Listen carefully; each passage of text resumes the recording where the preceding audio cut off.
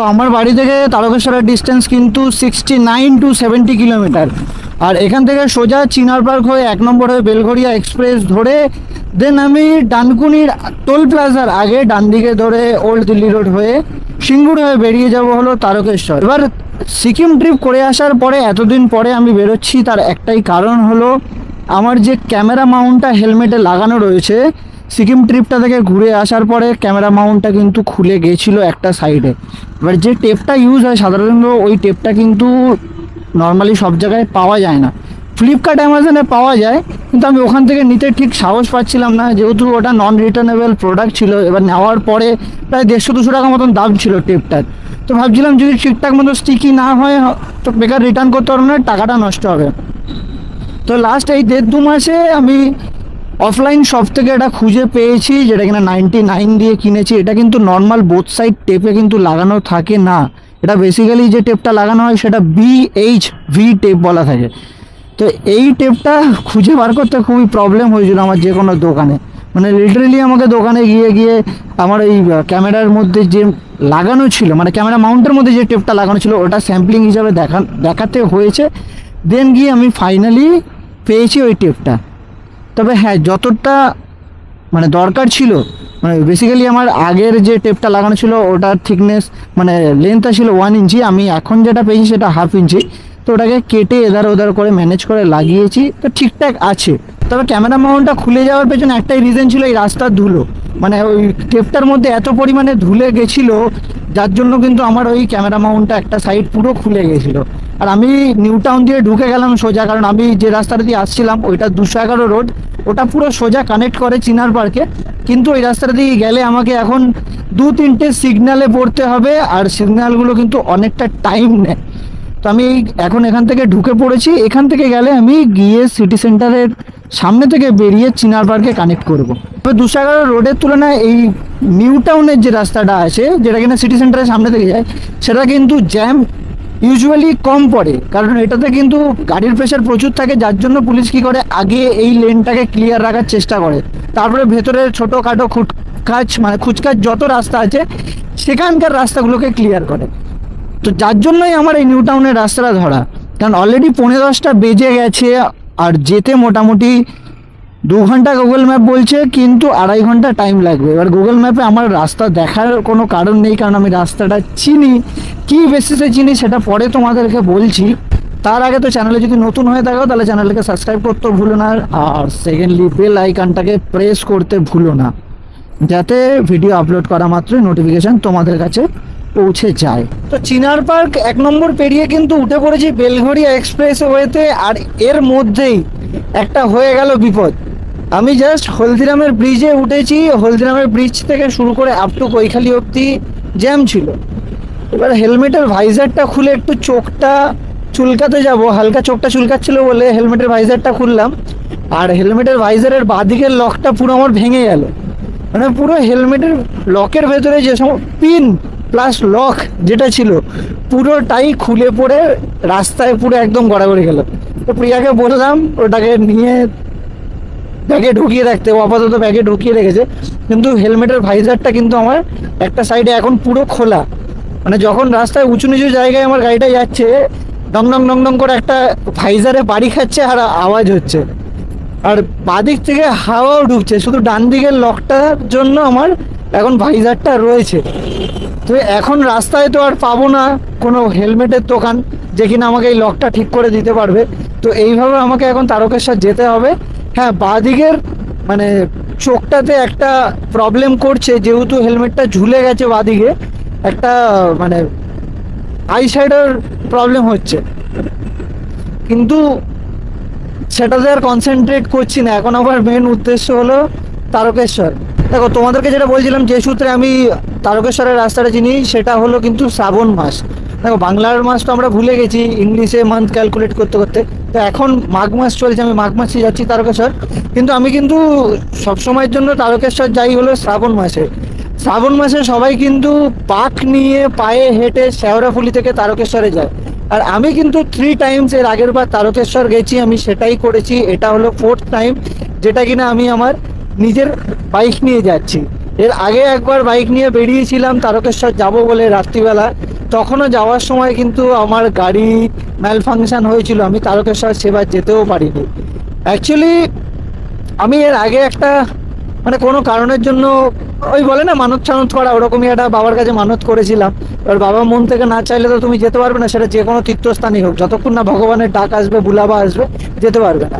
তো আমি বলেছিলাম যে হ্যাঁ, সেটা যদি সাকসেসফুলি হয়ে যায় তাহলে আমি বাঁক নিয়ে কাঁধে করে তারকেশ্বর থেকে সরি শেওড়াফুলি থেকে তারকেশ্বর যাব। সেটা কিন্তু থার্ড টাইম ছিল, তার আগে আমি দুবার গেছি পায়ে হেঁটেই, বাঁক নিয়ে গেছি। তখন আমি এমনি গেছিলাম, কোনো মানত টানত ছিল না। তো শুনেছি নাকি যে বাবার মন্দিরে ওই বাঁক নিয়ে গেলে বা দুধ পুকুরে স্নান করে মাথায় জল ঢালে নাকি মনস্কামনা পূর্ণ হয়, তো সেইভাবেই করেছিলাম। তো হ্যাঁ, আমার সত্যি সত্যি হয়েছিল। তো পুজোটাতে আবার বাকি ছিল।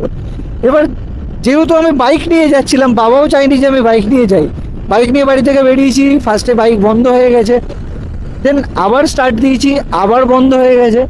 3বারের বেলায় আমি যখন বন্ধ হয় তখন ডিসাইড করলাম আমি বাড়ি চলে যাবো, আর যাবো না। যখন এত বাধা পড়ছে আর যাবো না। তো আমি 3বারের বেলায় বাইক স্টার্ট দিয়ে বাড়ি নিয়ে চলে গেছি, তার মাঝখানে একবারের জন্যও বন্ধ হয়নি। তারপরেও বিগত 6 মাস ধরেও আমার গাড়ি ওই অবস্থায় চলেছে, কোনো টাইমে অসুবিধা নেই। তারপরে যখন আমি বাঁক নিয়ে গেলাম, তারপরে আমার ফাইনালি মনে পড়লো যে হ্যাঁ, আমার তো এরকম কিছু একটা মানত করা ছিল, বা এরকম কিছু একটা বাবার জায়গায় আসবো বলে বলেছিলাম, তো তাই হয়তো আমি বাইক নিয়ে আসতে পারি। তো থার্ড টাইম বাঁক নিয়ে গেছিলাম, আর আজকে ফোর্থ টাইম যাচ্ছি হলো বাইক নিয়ে। তো বেলঘড়িয়া এক্সপ্রেস ছেড়ে রেখে আমরা কিন্তু ন্যাশনাল হাইওয়েতে উঠে পড়েছি। বাঁদিকে যে রাস্তাটা চলে যাচ্ছে এটা কিন্তু চলে গেল খড়গপুর, আর ডান দিকের রাস্তায় ঢুকে পড়লো, এটা কিন্তু ওল্ড দিল্লি রোড বলা হয়ে থাকে সাধারণত। তো দেখো, তারকেশ্বর যাওয়ার 3টে বেসিক্যালি রাস্তা হয়ে থাকে। এক হলো বাই রুট, যেরকম আমি যাচ্ছি। সেকেন্ডলি হলো ট্রেন, যেটা কিনা ডাইরেক্ট তারকেশ্বর স্টেশনে কানেক্ট করে। আর থার্ড হলো পায়ে হেঁটে শ্রাবণ মাসে সবাই যেটা যায়। কিন্তু শ্রাবণ মাসে যদি তোমাকে পায়ে হেঁটে যেতে হয় তাহলে সেক্ষেত্রে তোমাকে ফার্স্ট যেতে হবে শেওড়াফুলি, আর সেখান থেকে জল তুলতে হবে। আর শেওড়াফুলি যাওয়ার দুটো হয়, এক হলো ডিরেক্ট তুমি ট্রেনে যেতে পারবে শেওড়াফুলি স্টেশন, আর নয়তো তোমাকে ব্যারাকপুর থেকে অটো ধরে যেতে হবে 2 পয়সার ঘাট, সেখান থেকে আবার জেটি পার করে যেতে হবে শেওড়াফুলি ঘাট।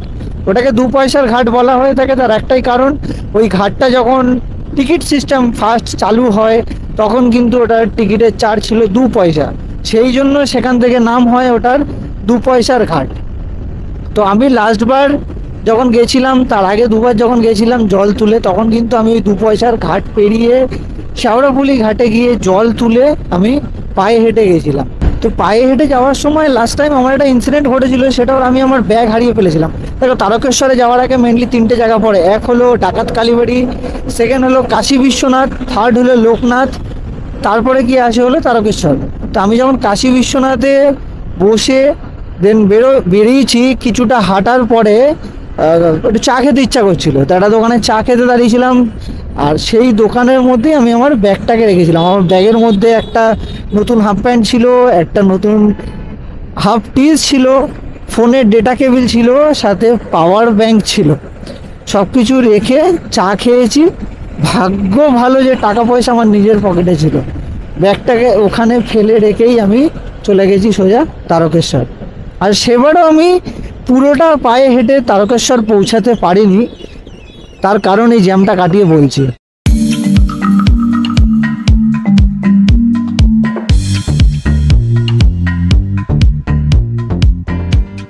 আর সোজা চলে গেল হলো ডানকুনি টোল প্লাজা, আর আমরা কিন্তু ডান দিকে ঢুকে যাব।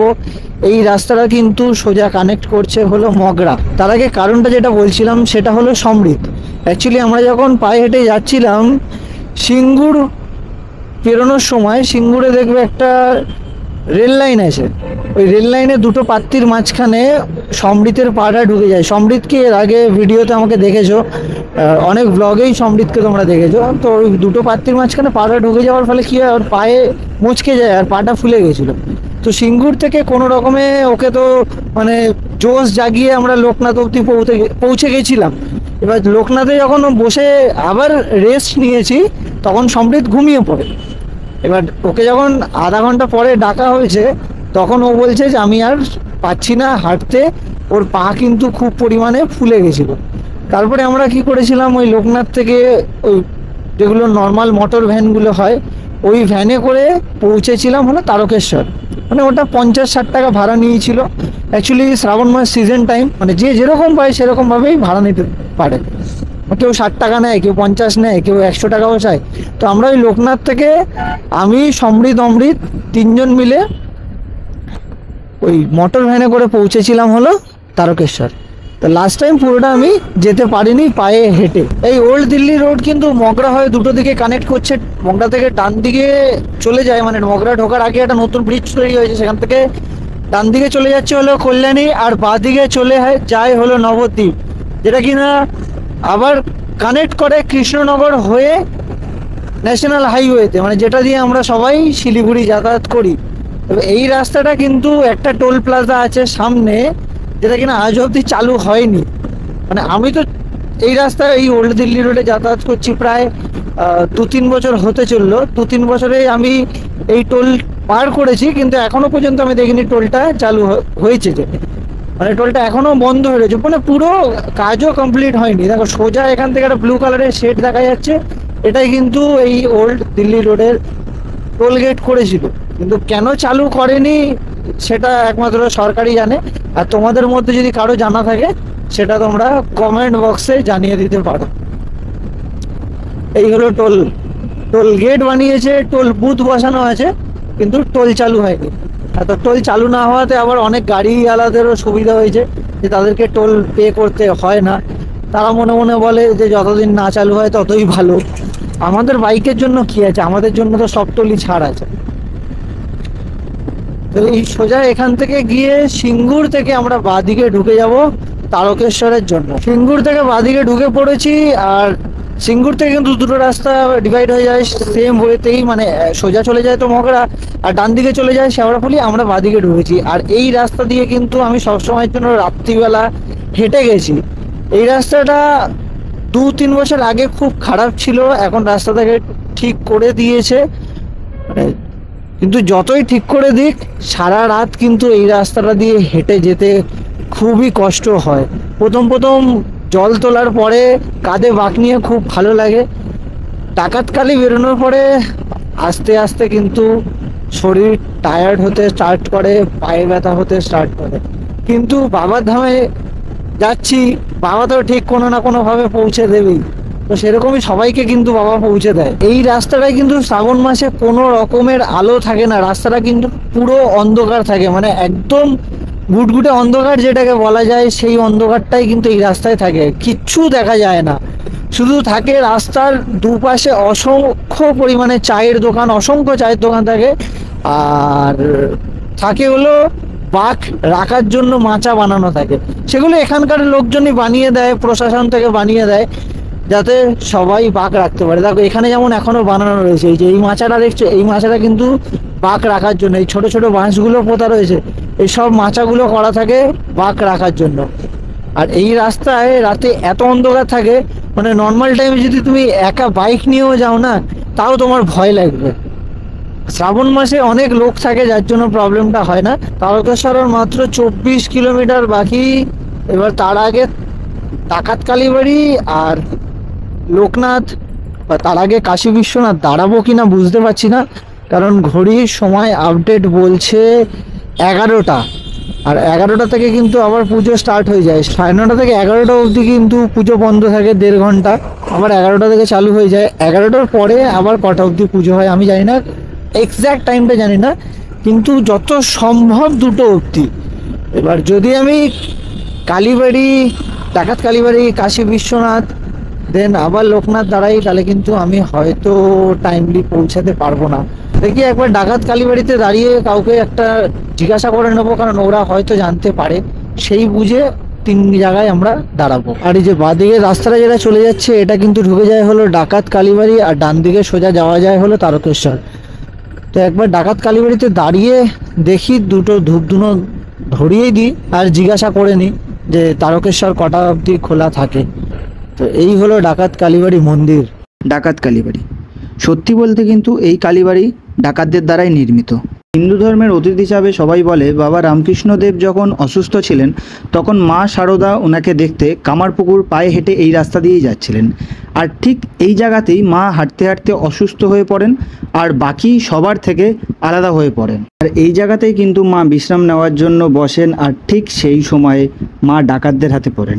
ডাকাত বলতে কিন্তু রঘু ডাকাত এবং গগন ডাকাত। ডাকাত দল যখন মায়ের চোখের দিকে তাকায় তখন কিন্তু রক্ষচক্ষু মা কালী দেখতে পেয়েছিলেন।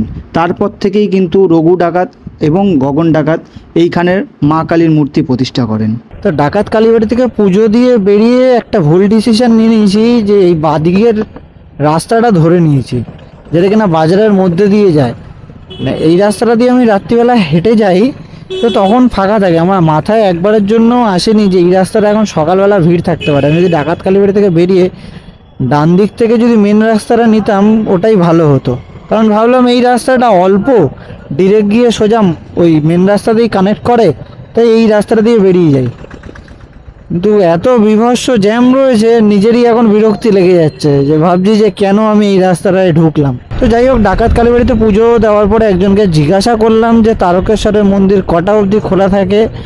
বলছে যে বাবু বিকাল 5টা অবধি খোলা, তুমি যখন খুশি যাবে, পুজো হবে 5টার মধ্যে। তার আগে কাশী বিশ্বনাথ আর লোকনাথে একটু দাঁড়িয়ে দেন চলে যাব হলো তারকেশ্বর। আর লোকনাথ থেকেও সেম ওইতে কিন্তু একখানা রাস্তা আছে ভেতর দিয়ে, পাড়ার মধ্যে দিয়ে। তো আমি আর সেই রাস্তাটা দিয়ে যাব না, কারণ ওই রাস্তা দিয়ে গেলে এরকম সেমভাবে আবার ফেসে যাব। ওটা দিয়ে গেলে প্রায় অনেকটা রাস্তা কমে যায়, কারণ ওটা দিয়ে আমরা হেঁটে যাই। হেঁটে যাওয়ার সময় রাস্তাটা কমানোর জন্য আমরা ওটা ভেতর দিয়ে হেঁটে যাই, কিন্তু লোকনাথে ঢুকে ধূপধুনো দিয়ে পুজো দিয়ে আমি আবার ওখান থেকে ইউটার্ন নিয়ে ব্যাক করে মেন রাস্তা দিয়ে ঢুকবো তারকেশ্বরে। তাতে আমার রুটটা বেশি হোক, কিন্তু আমি জ্যামটাকে এড়িয়ে যেতে পারবো। তবে আজকে ফ্রাইডে আর কালকে স্যাটারডে দেন সানডে জয়পুর ফরেস্টের একটা রাইডের প্ল্যান রয়েছে। তবে কালকে স্যাটারডে যতক্ষণ না যাচ্ছে ততক্ষণ আমি বুঝতে পারছি না যে সানডে রাইডটা হবে কি না। যদি হয় তাহলে কিন্তু ভিডিও তোমরা দেখতে পাবে, আর যদি না হয় তো অ্যাজ ইউজুয়াল কোনো ভিডিও পাবে না, কারণ ওটা আমি কনফার্ম তোমাদেরকে কিছু বলতে পারছি না। তাও বলবো যারা চ্যানেলে নতুন, আমাকে ফার্স্ট টাইম ভিডিও দেখছো, সাবস্ক্রাইব করে নিও নেক্সট ব্লগগুলো দেখার জন্য, নেক্সট ট্রিপগুলো দেখার জন্য। কারণ আমাদের একটা বড়সড় ট্রিপের কথাবার্তা চলছে, ওটা 1-2 জনের কাছে কনফার্মেশন বাকি রয়েছে। ওরা যদি কনফার্ম করে দেয় তাহলে কিন্তু আমাদের ট্রিপটা স্টার্ট হয়ে যাবে। আর তারকেশ্বর যাওয়ার পথে এই রাস্তাটা এতটাই ভালো যে এই রাস্তাটাতে বাইক চালাতে এত মজা লাগছে। তার মধ্যে এই একটু ঠান্ডা ঠান্ডা ওয়েদার, গায়ে রোদটা লাগছে, ঠিক গরম লাগছেও না, আবার যে খুব ঠান্ডা লাগছে সেটাও না, মানে দুটোর মিডিয়াম। শুধু আমার চোখের মধ্যে একটু হাওয়াটা বেশি লাগছে, তার কারণ হলো আমার ভাইজারটা বাঁ দিক দিয়ে পুরো খুলে নেবে রয়েছে, যার জন্য চোখের পাতাটা বারবার পড়ে যাচ্ছে। আমার প্রবলেম শুধু এটাই হচ্ছে, তাছাড়া আর কোনো সেরকম প্রবলেম হচ্ছে না। আরও একটা কথা, সিকিম ট্রিপে যারা দেখেছো অনেকেই আমাকে কমেন্ট বক্সে কমেন্ট করেছো যে দাদা এই ফগ লাইটগুলো কেন তুমি ওপরে লাগিয়েছো। অ্যাজ পার আরটিও রুলস অনুযায়ী ফগ লাইট সবসময় গাড়ির মেন হেডলাইটের নিচে লাগাতে হয়। তো আমি অনেকেই কমেন্ট করে জানিয়েছি, আর যাদেরকে কিছু বলিনি তাদের জন্য আমি জানি যে হ্যাঁ, এটা অ্যাজ পার আরটিও রুলস অনুযায়ী এই ফগ লাইট সবসময় কিন্তু হেডলাইটের তলায় লাগাতে হয়। কিন্তু আমার যেহেতু হর্নেট গাড়ি, আমার গাড়িতে পারফেক্ট কোনো এরিয়া নেই যেখানে আমি লাইটটা লাগালে খুব ভালো মাত্রায় রাস্তায় রেঞ্জটা পাবো। মানে ফগ লাইটটা নিচে লাগানো না লাগানো প্রায় সমান হয়ে যাচ্ছে, যার জন্য কিন্তু আমি বাধ্য হয়ে এই উপরটায় লাগিয়ে রেখেছি। আর যখনই আমি দিনের বেলা বাইক নিয়ে কোথাও যাই বা রাইড করি তখন কিন্তু সবসময় আমি এই দুটো কালো লেদার জ্যাকেট দিয়ে আমার ফগ লাইটগুলোকে ঢেকে রাখি, যাতে দূর থেকে পুলিশ দেখলে বুঝতে না পারে। রাত্রিবেলা খুলে দিই, কারণ আমি যখন এটাকে খুলে নিচে লাগিয়েছিলাম, নিচের আমার মাডগাটের নাটগুলো রয়েছে সেখানে নাটগুলোর সাথে লাগিয়েছিলাম, একদমই আলো পাচ্ছিলাম না, মানে পুরো বেকার একদম। ওর থেকে আমার হেডলাইটের মনে হয় আলো সবচেয়ে ভালো, একদম সামনে আলো পড়ছিল, রাস্তা দেখতে পাচ্ছিলাম না। তো ভাবলাম ওটাকে খুলে আবার উপরে মাউন্ট করে দিই, যার জন্য এটাকে লুকিং গ্লাসের সাথে মাউন্ট করেছি। কিন্তু এটাকে আমাকে ঠিক করতে হবে, এটা যেহেতু লুকিং গ্লাসের সাথে মাউন্ট করা রয়েছে, তার জন্য কি হয়েছে, লুকিং গ্লাসের এই যে রডটা রয়েছে দুদিকের, দুটো রডের অ্যালাইনমেন্ট বেঁকে গেছে। আর অ্যালাইনমেন্ট বেঁকে যাওয়াতে এই লুকিং গ্লাসগুলো অ্যাডজাস্ট করতে একটু প্রবলেম হয়, মানে পুরো পেছনের যে ক্লিয়ার ভিউটা দরকার সেই ক্লিয়ার ভিউটা পাওয়া যায় না। 75% মতন ভিউ পাই, বাকিটা আমার বডিতে আটকে যায়। মানে এখান থেকে বোঝা যাচ্ছে, দেখো আমার বডি খানিকটা আটকে রয়েছে, প্রিয়ার বডি খানিকটা আটকে রয়েছে। তো এখন প্রিয়া যেহেতু বসে, আমি পেছনের 50% ভিউ পাচ্ছি। তো এই দুটোকে খুলে আমাকে এই হ্যান্ডেলেই আশেপাশে কোনো জায়গায় লাগানোর ব্যবস্থা করতে হবে। আর সামনে রাস্তাটা দেখো, পুরো স্ট্রেট রাস্তা, শুধু দুদিকে বড় বড় গাছ রয়েছে। হলো কাশী বিশ্বনাথ মন্দির, আর এইদিকে সোজা চলে যাচ্ছে হলো তারকেশ্বর। আর এইদিকে যে রাস্তাটা আছে এটা দিয়ে কিন্তু আমরা এসছি, মানে কালীবাড়ি থেকে সোজা এসছি। অ্যাকচুয়ালি আমার ক্যামেরায় চার্জ ছিল না, যার জন্য ক্যামেরাটা অফ হয়ে গেছিলো, তাই জন্য আর আমি এই মানে কাশী বিশ্বনাথে আসার ভিডিওটা আমি করতে পারিনি। কালী মন্দিরের পরে যেটুকুনি ভিডিও করি তারপরে আমার অফ হয়ে গেছিলো।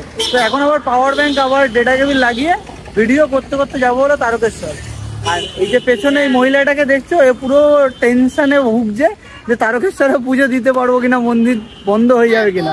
যার জন্য এসেছি সেটা যদি পুজো দিতে না পারি তখন?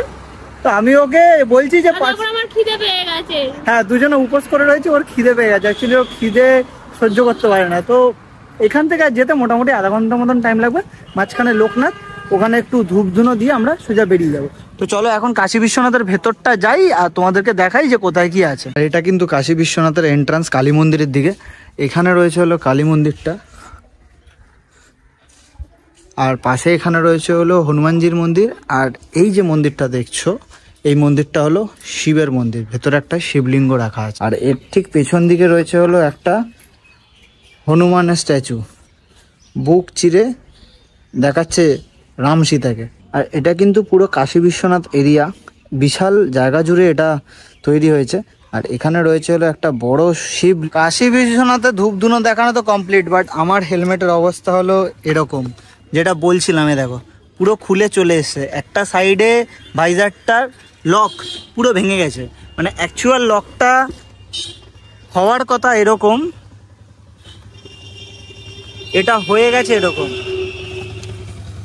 মানে এখন এই ভাঙা ভাইজারটা নিয়ে হেলমেটটা পরেই আমি কোনো রকমে চলছি। জানি হাওয়া খুব ঢুকছে, নয়েজ খুব ক্যাপচার করছে, ওটা একটু অ্যাডজাস্ট করে নিও। এটা যতক্ষণ না ঠিক করতে পারছি আমারও ঠিক মনটা শান্তি হচ্ছে না।